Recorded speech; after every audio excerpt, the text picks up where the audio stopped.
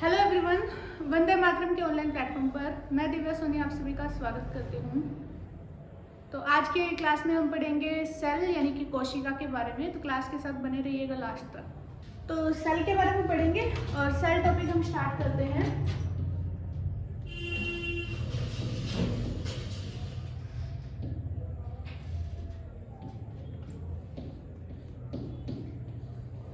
Cell को हिंदी में क्या कहते हैं? सेल को हिंदी में कहते हैं कोशिका।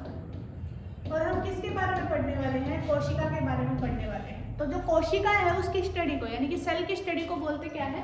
सेल की स्टडी को कहते हैं साइटोलॉजी। क्या बोलते हैं? सेल की स्टडी को साइटोलॉजी कहते हैं। इसको हिंदी में कहा जाता है कोशिका विज्ञान।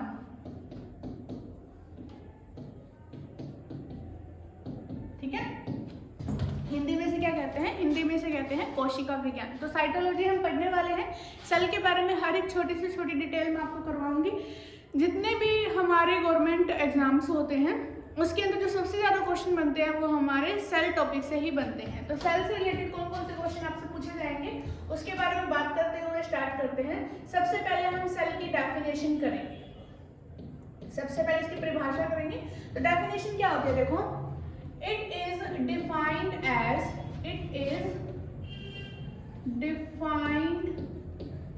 as the smallest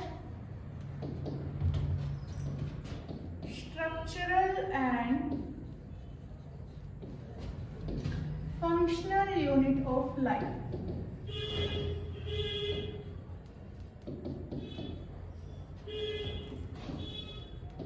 हिंदी में से क्या कहते हैं? यह जीवन की सबसे छोटी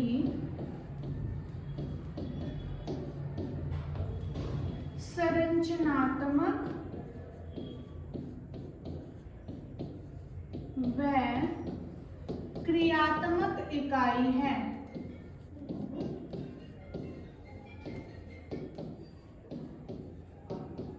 अच्छा, अब यहाँ से हमें क्या पता चल रहा है? स्ट्रक्चरल और फंक्शनल का क्या मतलब है? देखो, स्ट्रक्चरल का मतलब है कि ये क्या बनाती है? स्ट्रक्चर बनाती है। कैसे बनाती है हम अभी पढ़ेंगे। और फंक्शनल का मतलब है कि ये फंक्शंस करती है और कैसे करती है उसके बारे में भी हम पढ़ेंगे। तो सबसे पहले हम बात करेंगे कि इसको स्ट्रक्चरल हम क्यों बोलते हैं। स्ट्रक्चरल हम इसको इसलिए बोलते हैं कि स्ट्रक्चर बनाएगी। क्या बनाएगी? स्ट्रक्चर। जैसे ईंट होती है ना, ईंट जुड़कर क्या बनाती है? दीवार बनाती है। दीवारें जुड़कर क्या बनाती है? दीवारें जुड़कर बनाती है कमरा। और बहुत सारे कमरे जुड़कर क्या बनाते हैं? एक बनाते हैं घर। ऐसे ही सेल आपस में जुड़कर बनाती है टिश्यू। टिश्यू आपस में जुड़कर बनाते हैं ऑर्गन। ऑर्गन आपस में जुड़कर बनाते हैं ऑर्गन सिस्टम। ऑर्गन सिस्टम आपस में जुड़कर बनाते हैं ऑर्गेनिज्म की बॉडी। तो हम लिखेंगे body of the organism. Body of organism. ठीक है, हिंदी में इसे करेंगे सेल। सेल को बोलते हैं कोशिका। ठीक है, तो कोशिका आपस में जुड़कर बनाती है उत्तक। टिश्यू को हिंदी में कहा जाता है उत्तक। उत्तक आपस में जुड़कर बनाते हैं अंग। ऑर्गन को हिंदी में कहा जाता है अंग। अंग आपस में जुड़कर बनाते हैं अंग तंत्र। और अंग तंत्र आपस में जुड़कर बनाते हैं शरीर। क्या बनाते हैं? आपस में जुड़कर शरीर बनाते हैं। क्लियर है इतना? अब यहाँ से क्या क्वेश्चन बनेगा? एक तो हमसे क्वेश्चन पूछा जाता है जो साइटोलॉजी है इससे किसका विज्ञान कहा जाता है? इसमें किसकी स्टडी करते हैं? हम सेल की स्टडी करते हैं। दूसरा जो ये टिश्यू है ना, टिश्यू की स्टडी को क्या बोलते हैं? हिस्टोलॉजी कहा जाता है। टिश्यू की स्टडी को क्या कहा जाता है? हिस्टोलॉजी। कई बार ये क्वेश्चन भी आपसे पूछ लेते हैं। तो हिस्टोलॉजी क्या हो जाता है? Study of tissue. हमसे पूछेंगे कोशिकाओं का समूह क्या कहलाता है? Group of cell is known as. Cell के ग्रुप को हम क्या कहते हैं? टिश्यू कहते हैं। और टिश्यू की स्टडी को क्या कहते हैं? हिस्टोलॉजी। सेल की स्टडी को क्या कहा जाता है? साइटोलॉजी। तो यहाँ से कुछ क्वेश्चन है जो हमारे बनते हैं। स्ट्रक्चरल क्यों बोला? क्योंकि सेल ने मिलकर क्या बनाया है? बॉडी बनाया है। और फंक्शनल क्यों बोलेंगे? देखिए, जो ऑर्गन सिस्टम है, हम कितने सारे ऑर्गन सिस्टम पढ़ते हैं ना, digestive system, respiratory system, circulatory system, excretory system. इसको अगर मैं हिंदी में बताऊं आपको तो पाचन तंत्र, श्वसन तंत्र, परिसंचरण तंत्र, उत्सर्जन तंत्र। तो ये कितने सारे तंत्र है जो हम पढ़ते हैं, उनके अंदर क्या काम होता है? पाचन तंत्र में क्या होता है? पाचन। श्वसन तंत्र में क्या होता है, श्वसन परिसंचरण तंत्र में क्या होता है, रक्त के बारे में पढ़ते हैं। तो कहीं ना कहीं ये जो फंक्शंस हैं वो ऑर्गन सिस्टम में हो रहे हैं, इसका मतलब ऑर्गन में हो रहे हैं, ऑर्गन में हो रहे हैं इसका मतलब टिश्यू में हो रहे हैं, और टिश्यू में हो रहे हैं इसका मतलब वो सेल के अंदर यानी कि कोशिका के अंदर हो रहे हैं। इसीलिए कोशिका को क्या कहा जाता है, इसको इसीलिए कहा जाता है ये स्ट्रक्चरल और फंक्शनल यूनिट है। इतना क्लियर है ना। अब डेफिनेशन हमने कर ली है। अब हम पढ़ेंगे जो हमसे ये क्वेश्चन पूछे जाते हैं ना कि हिस्ट्री से रिलेटेड, इतिहास से रिलेटेड जो हमसे क्वेश्चन पूछे जाते हैं उसके बारे में पढ़ेंगे। तो इतिहास से रिलेटेड क्या क्या क्वेश्चन पूछे जाएंगे, हिस्ट्री से रिलेटेड क्या क्वेश्चन पूछे जाते हैं। सबसे पहले तो डिस्कवरी पे क्वेश्चन आएगा। डिस्कवरी यानी कि खोज किसने की बताओ। तो डिस्कवरी की एक एक बच्चे को पता होता है कि सेल की डिस्कवरी की थी रॉबर्ट हुक ने। जो सेल है ना उसकी खोज, कोशिका की खोज किसने की थी, रॉबर्ट हुक ने की थी। कब की थी, 1665 में की थी, 1665 में, 1665 में। और कैसे की थी उसके बारे में पढ़ते हैं। कैसे की थी देखो, सबसे पहले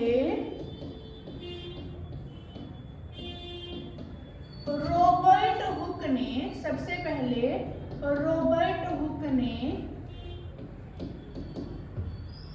एक माइक्रोस्कोप बनाया। अच्छा, माइक्रोस्कोप मतलब सूक्ष्मदर्शी। एक माइक्रोस्कोप बनाया, सूक्ष्मदर्शी,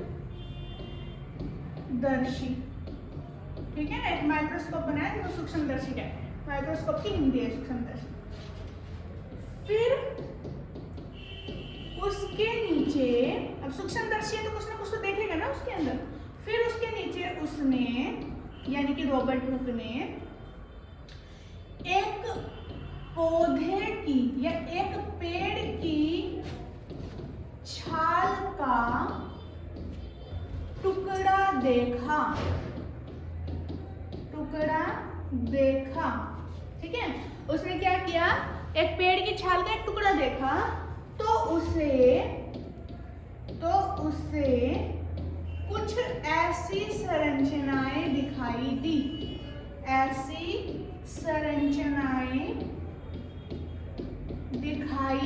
उसको क्या दिखाई दी, ये देखो मैं अभी बना के दिखाती हूँ आपको। उसको ना ऐसी संरचनाएं दिखाई दी, ये यहाँ बना रही, ऐसे करके ऐसे।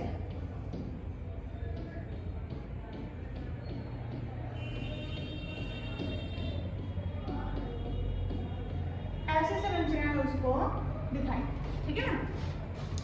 अब ऐसी संरचनाएं उसको दिखाई दी तो उसे समझ नहीं आया कि ये क्या चीज है। ऐसी संरचनाओं में उसे समझ नहीं आया कि ये क्या चीज है। तो उसने थोड़ा दिमाग लगाया। क्या दिमाग लगाया, इसको थोड़ा ध्यान से देखें ना हम, तो ये मधुमक्खी के छत्ते जैसा लग रहा है। कैसे लग रहे हैं, मधुमक्खी के छत्ते जैसा लग रहा है। अब मधुमक्खी का छत्ता ना मधुमक्खी का घर होता है। अगर ये घर है तो ये दीवारें होंगी और ये क्या हो जाता है, उसका कमरा। तो मुझे क्या हो जाता है, कमरे। ये दीवार हो गई और उसने बोला ये कमरा है, और कमरा देखो अंदर से खाली है। तो उसने इसको नाम दिया, ऐसी संरचनाएं दिखाई दी और उसने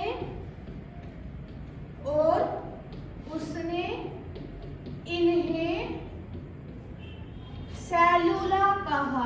क्या कहा इनको, सेलुला कहा। सेलुला का मतलब होता है, सेलुला का मतलब क्या होता है, देखो सेलुला का मतलब होता है एन एम्प्टी रूम। क्या होता है बच्चों, एन एम्प्टी रूम होता है, एक खाली कमरा। हम खाली कमरा बोलते हैं ना इसको, ये थोड़ी खाली कमरा बोलते हैं, ये उसको अपनी लैंग्वेज में बोलते हैं सेलुला। और इसने कहा ये तो सेलुला है, इसका मतलब ये तो क्या है, खाली कमरा है। इतना कह के उसने वहीं पे उसको छोड़ दिया। इसको छोड़ दिया। फर्दर इसने कुछ भी आगे कोई डिस्कवरी नहीं की। एक हमसे क्वेश्चन पूछा जाता है कि ये जो सारा इसने बताया है ना, ये सब कुछ इसने अपनी कौन सी किताब में लिखा था। ये सब कुछ उसने अपनी एक किताब में लिखा था जिसका नाम है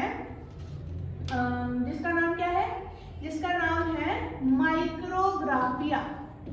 क्या नाम है इसका, माइक्रोग्राफिया नाम की किताब में उसने लिखा, ठीक है ना। तो इस किताब में उसने लिखा। इस किताब में कई बार पूछा जाता है कि रॉबर्ट हुक ने कोशिका के बारे में कौन सी किताब में लिखा था, हम कहेंगे माइक्रोग्राफिया में लिखा था। ये आपको याद रखना है।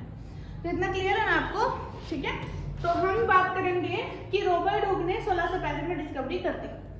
अब उसके 9 साल के बाद, 9 साल के बाद यहाँ से हम नोट करना स्टार्ट करें। देखो 9 साल के बाद, 9 साल बाद 1674 में A.V. ल्यूवेनहुक नाम के साइंटिस्ट ने, ल्यूवेनहुक नाम के साइंटिस्ट ने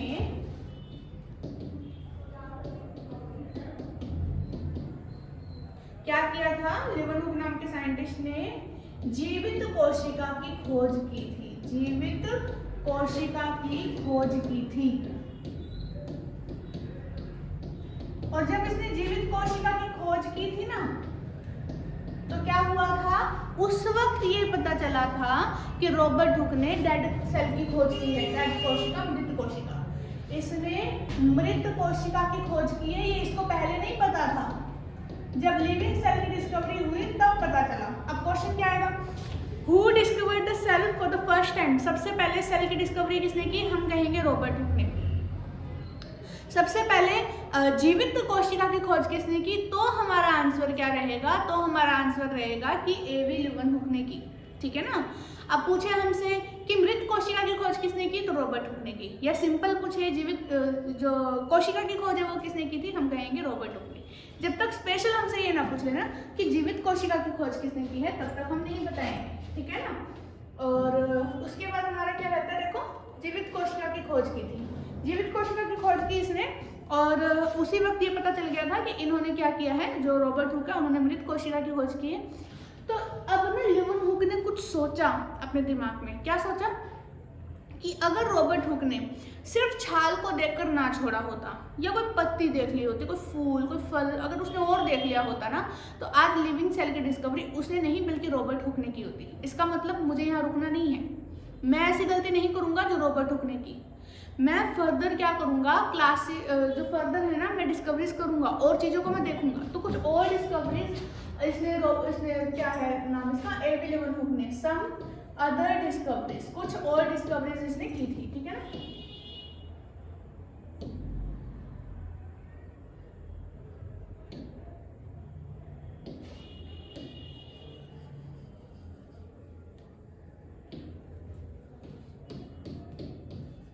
सम अदर डिस्कवरीज, कुछ डिस्कवरीज इसने और की थी। ठीक है। और कौन कौन सी की थी उसके बारे में पढ़ते हैं।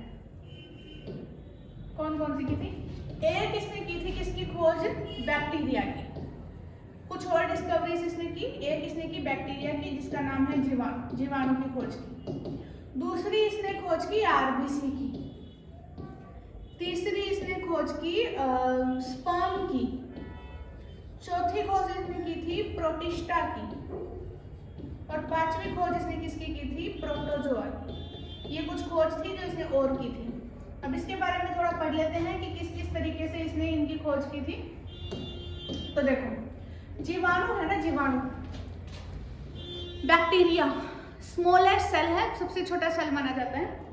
तो बैक्टीरिया जो है ना, इसकी जो स्टडी होती है उसको क्या बोलते हैं? बैक्टीरिया की स्टडी को क्या बोलते हैं? बताओ। बैक्टीरिया की स्टडी को बोलते हैं बैक्टीरियोलॉजी। क्या बोलते हैं बैक्टीरिया की स्टडी को? बैक्टीरियोलॉजी कहते हैं। और इसको हिंदी में बोलते हैं जीवाणु विज्ञान। क्या बोलते हैं इसको हिंदी में? हिंदी में इसे कहते हैं जीवाणु विज्ञान। क्लियर है। अब नेक्स्ट हमें क्या पढ़ना है? जो इसके फादर है वो कौन है?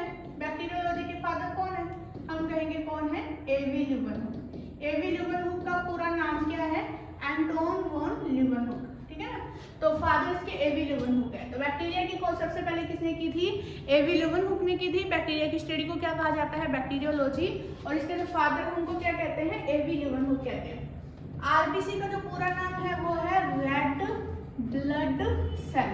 हिंदी में इसे क्या कहते हैं? लाल रक्त कोशिका। लाल रक्त कोशिका। इसको बोलते जरूर है लाल रक्त कोशिका, लेकिन इसका खुद का रंग लाल होता ही नहीं है। इसका खुद का रंग कैसा होता है? इसका खुद का रंग होता है येलो। इसके अंदर एक पिगमेंट होता है जिसे हम हीमोग्लोबिन बोलते हैं। तो वो हीमोग्लोबिन कैसे रंग का होता है? वो लाल रंग का होता है। इसका खुद का रंग कैसा होता है? येलो। अगर हम एक आरबीसी में से हीमोग्लोबिन को बाहर निकाल देंगे ना, तो आरबीसी कैसे रंग का दिखाई देगा? येलो कलर का। स्पर्म जो है इसे हिंदी में कहते हैं शुक्राणु। क्या कहते हैं इसे हिंदी में? शुक्राणु, और ये क्या होता है, मेल गैमेट होता है, ये नर युग्मक बोलते हैं इसे, नर के अंदर पाया जाता है, नर युग्मक, ठीक है ना। इसके बारे में हम रिप्रोडक्शन चैप्टर में पढ़ेंगे। प्रोटिस्टा ऑल यूनिसेलुलर सेल्स, जितने भी यूनिसेलुलर यानी कि एक कोशिकीय जीव हैं, जितने भी एक कोशिकीय कोशिकाएं हैं, सभी एक कोशिकीय जीव, सभी एक कोशिकीय जीव किस में आते हैं, सभी एक कोशिकीय जीव आते हैं प्रोटिस्टा में। कौन से वाले, यूकैरियोटिक वाले, एक कोशिकीय जीव। यूकैरियोटिक सेल्स में बैक्टीरिया को छोड़ के बाकी सारे सेल्स आते हैं, तो यूकैरियोटिक सेल में जो एक कोशिकीय जीव है वो सारे के सारे किस में आते हैं, प्रोटिस्टा में आते हैं। और प्रोटोजोआ में क्या आते हैं, प्रोटोजोआ में हम मेनली पढ़ते हैं प्लाज्मोडियम, प्रोटोजोआ में मेनली हम क्या पढ़ते हैं, प्लाज्मोडियम पढ़ते हैं। और प्लाज्मोडियम क्या करता है, प्लाज्मोडियम मलेरिया फैलाता है, प्लाज्मोडियम क्या फैलाता है, मलेरिया, ठीक है। जैसे बैक्टीरिया होते हैं, वायरस होते हैं बीमारी फैलाने वाले, ऐसे ही प्रोटोजोआ को भी माना जाता है कि बीमारी फैलाने वाले कुछ जीवों का समूह होता है, जिसमें मेनली पढ़ते हैं प्लाज्मोडियम। प्लाज्मोडियम फैलाता है मलेरिया। हमने तो सुना मलेरिया मच्छर फैलाता है, मच्छर वेक्टर है, मच्छर एक जगह से इस प्लाज्मोडियम को दूसरी जगह लेकर जाता है, लेकिन असली कारण क्या होता है मलेरिया का, प्लाज्मोडियम। कौन सा मच्छर लेके जाता है, मादा एनाफिलिस, ओके। तो अच्छा, अगर मादा एनाफिलिस इस प्लाज्मोडियम को लेकर जा रही है तो उसको खुद को मलेरिया क्यों नहीं होता, इस चीज का मुझे आंसर बताइए, इतने में आगे बढ़ते।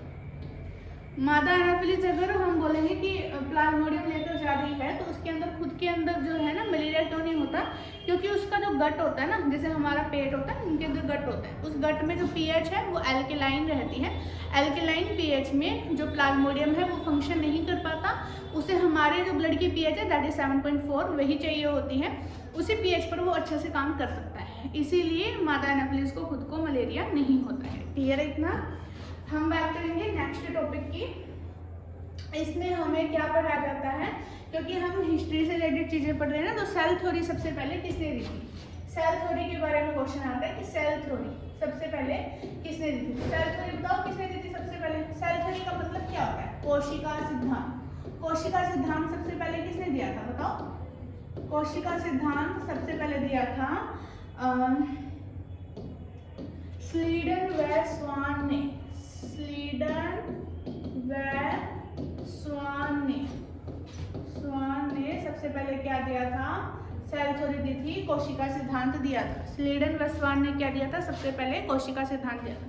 कोशिका सिद्धांत में उन्होंने क्या बोला था, इन्होंने कोशिका सिद्धांत देते हुए एक लाइन बोली थी, क्या लाइन बोली थी, सभी जीव कोशिकाओं से बने होते हैं, सभी जीव कोशिकाओं से बने हैं, ठीक है। All living organisms are made of cells, सभी जीव कोशिकाओं से बने, उन्होंने ये बात बोली थी। लेकिन हर चीज का एक्सेप्शन होता है, इनका भी था, आपसे एक्सेप्शन पूछा जाता है, ये एक्सेप्शन क्या है बताइए, इनका एक्सेप्शन क्या था बताओ, इनका एक्सेप्शन क्या था, अपवाद क्या था इसका, सेल थ्योरी का जो अपवाद था ना वो क्या था बताओ, अपवाद था वायरस, विषाणु,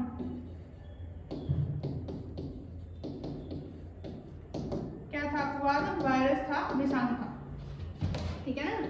तो क्यों था, क्योंकि जो वायरस होते हैं ना वो किसी भी सेल से मिलकर नहीं बने हुए होते, वायरस जो है वो किसी भी सेल से मिलकर नहीं बने होते, वायरस में बाहर एक प्रोटीन की लेयर और अंदर डीएनए होता है बस। तो वायरस में कोई सेल नहीं होता लेकिन फिर भी वो जीवित होते हैं, वो ना बाउंड्री पर होते हैं लाइफ की। अगर किसी ऑर्गेनिज्म के शरीर के बाहर अगर इधर उधर कहीं पड़े हैं तो वो कंच के टुकड़ों के जैसे लगेंगे, दे आर नॉन लिविंग। जैसे ही वो इंसान के शरीर के अंदर प्रवेश करते हैं वैसे ही वो क्या जाते हैं, लिविंग हो जाते हैं। और इसलिए हम कहेंगे कि वायरसेस के अंदर क्या होता है, जीवन है लेकिन फिर भी उनके अंदर सेल नहीं पाया जाता, तो ये इसका क्या रहता है, अपवाद रहता है, ठीक है ना। अब सेल थ्योरी में ना इन्होंने सब कुछ बताया, सेल के बारे में, किससे बना है, कैसे बना है, सब कुछ बताया, पर इन्होंने ये नहीं बताया कि जो सेल है उसमें उसका जो जन्म है वो कैसे होता है, सेल पैदा कैसे होता है, इन्होंने नहीं बताया। तो इस चीज को बताने के लिए कौन आए थे, इस चीज को बताने के लिए आए थे एक साइंटिस्ट जिसका नाम था रुडोल्फ वर्चो। रुडोल्फ वर्चो ने क्या किया था? रुडोल्फ वर्चो ने इन्होंने सेल थ्योरी को मॉडिफाई किया था। इन्होंने क्या किया था? सेल थ्योरी को मॉडिफाई किया था। इन्होंने सेल थ्योरी को क्या किया था? मॉडिफाई किया था। और मॉडिफाई करके इन्होंने क्या बोला था? इन्होंने एक लाइन बोली थी। क्या लाइन बोली थी? ओमनीस सेलुला इज सेलुला। इसका हिंदी में क्या मतलब है पता है? इसका मतलब है सभी नई कोशिकाओं का जन्म, सभी नई कोशिकाओं का जन्म पुरानी कोशिकाओं से होता है। पुरानी कोशिकाओं से होता है। कि सभी नई कोशिकाओं का जन्म किससे होता है? पुरानी कोशिकाओं से होता है। इन्होंने ये बात बोली थी। ओके, और ये बात इन्होंने सही बोली थी। अगर हम इसको थोड़ा सा ध्यान से देखें ना कि कैसे है, तो देखो हमारे दादा दादी से हमारे पिता का जन्म हुआ और हमारे पिता से हमारा और हमसे हमारी अगली प्रोजेनी पैदा होती है। तो सही कहा ना, पुरानी कोशिकाएं ही नई कोशिकाओं को क्या करती हैं? जन्म देती हैं। ठीक है ना? तो ये इन्होंने बताया था हमें। अब जो नेक्स्ट हमसे क्वेश्चन बनता है वो बनता है जो स्मॉलेस्ट सेल कौन सा है, लार्जेस्ट सेल कौन सा है इसमें। तो एक तो स्मॉलेस्ट सेल पूछा जाता है आपसे, स्मॉलेस्ट सेल। दूसरा आपसे पूछा जाता है लार्जेस्ट सेल, और तीसरा आपसे पूछा जाता है लॉन्गेस्ट सेल कौन सा होता है। ठीक है ना? लॉन्गेस्ट सेल कौन सा होता है, ये आपसे पूछा जाता है। तो आपसे जो क्वेश्चन पूछा जाएगा वो ये कि लार्जेस्ट सेल कौन सा होता है, स्मॉलेस्ट सेल कौन सा होता है और लॉन्गेस्ट सेल कौन सा होता है। ये आपने पूरे ब्रह्मांड में भी बताना होता है, प्लस में ये आपने इंसान के शरीर में भी बताना होता है कि कौन सा होता है। तो बात करते हैं कौन सा होता है। तो देखिए, स्मॉलेस्ट सेल हमारा होता है माइकोप्लाज्मा। स्मॉलेस्ट सेल कौन सा होता है? माइकोप्लाज्मा होता है। ठीक है ना? माइकोप्लाज्मा। इसमें ना सेल वॉल नहीं होती। माइकोप्लाज्मा में सेल वॉल नहीं होती, नो सेल वॉल। हमसे पूछे सेल वॉल के साथ जो है वो कौन सा है स्मॉलेस्ट सेल, हम कहेंगे बैक्टीरिया है। और सिंपल पूछे स्मॉलेस्ट सेल बताओ, माइकोप्लाज्मा। लेकिन अगर थोड़ा सा ट्रिकी क्वेश्चन वो देना चाहते हैं ना, वो पूछ लेंगे ऐसा स्मॉलेस्ट सेल बताओ जिसमें सेल वॉल होती है, तो हम कहेंगे बैक्टीरिया। लार्जेस्ट सेल अगर पूछे तो ऑस्ट्रिच एग, यानी कि शुतुरमुर्ग का अंडा। शुतुरमुर्ग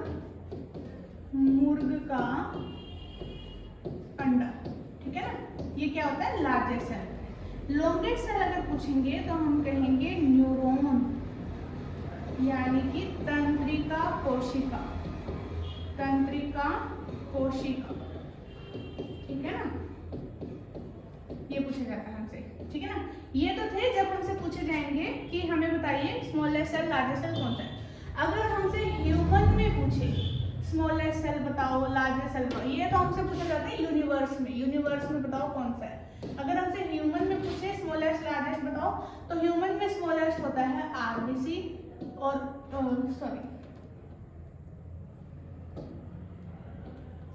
आरबीसी अभी नहीं बोलेंगे, सबसे पहले ह्यूमन की बात चले ना।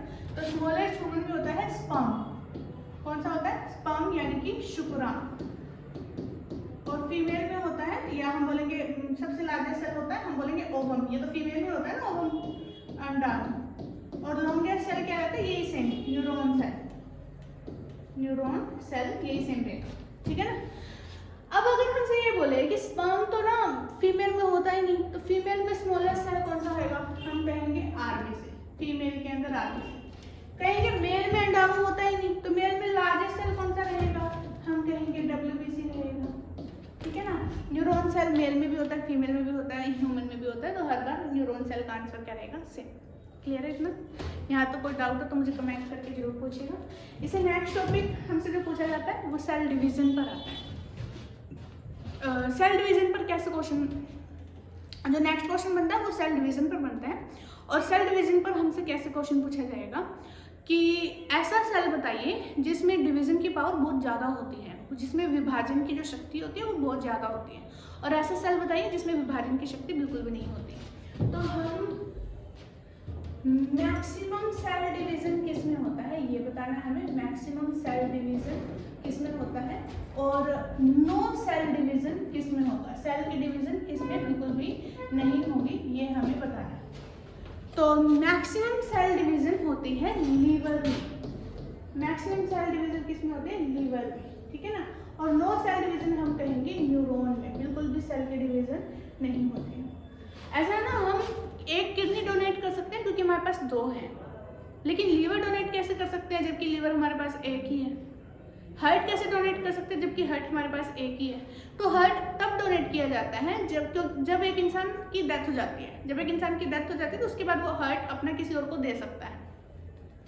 लीवर जो है ना वो उसमें मैक्सिमम पावर ऑफ डिवीजन है, तो लीवर को आधा या कुछ हिस्सा लीवर का डोनेट किया जा सकता है। बाद में लीवर के अंदर रीजनरेशन की पावर होती है, लीवर अपने आप को कंप्लीट कर लेता है, तो इसे लीवर डोनेट कर सकते हैं। हम बात करेंगे नो सेल डिवीजन, तो न्यूरॉन में कोई भी सेल डिवीजन नहीं होता, और न्यूरॉन किसका सेल होता है, ब्रेन का। अब अगर न्यूरॉन में सेल डिवीजन ही नहीं होता तो ब्रेन के अंदर कैंसर कैसे होती है, बताओ, ब्रेन में कैंसर कैसे होती है। कैंसर क्या होता है, अनकंट्रोल्ड सेल डिवीजन, ऐसी सेल डिवीजन जिसको हम कंट्रोल नहीं कर सकते। तो ब्रेन में फिर कैंसर कैसे हो सकती है, क्योंकि ब्रेन के अंदर जो सेल है न्यूरॉन वो तो डिवाइड ही नहीं करता, तो कैसे हो सकती है। देखो ब्रेन में कैंसर नहीं होती, ब्रेन में होता है ट्यूमर। ट्यूमर का मतलब है गांठ बन के वहीं रुक जाएगी। ट्यूमर का मतलब क्या होता है, गांठ बन के वहीं रुक जाती है। तो कैंसर नहीं हो पाता क्योंकि ब्रेन इतना डेलिकेट, इतना नरम, इतना नाजुक अंग होता है कि ट्यूमर पे ही उसकी डेथ हो जाती है, कैंसर तक उसको जाने की नौबत ही नहीं पड़ती। अब ट्यूमर में भी तो सेल डिवीजन होगा ना, और बर्थ के बाद सेल डिवीजन तो न्यूरॉन में होता ही नहीं है, तो फिर भी ट्यूमर भी कैसे हुआ।